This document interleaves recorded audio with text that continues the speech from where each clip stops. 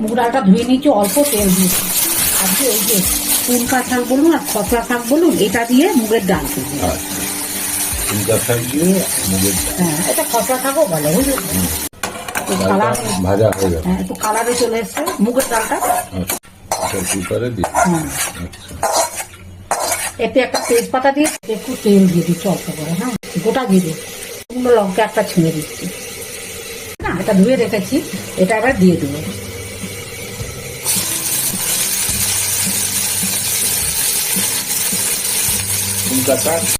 একটু হলুদ দিয়ে দিলাম, একটু লবণ দিয়ে দিলাম।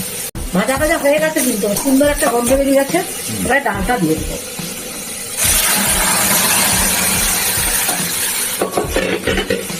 লেগে যাচ্ছে না, গুঁড়ো দিয়ে দিই, টেস্ট একটু মিষ্টি দিয়ে দিলাম। খসড়া শাক বা পুনকা শাক দিয়ে মুগের ডাল কমপ্লিট, একদম টবক টবক করে ফুটছে।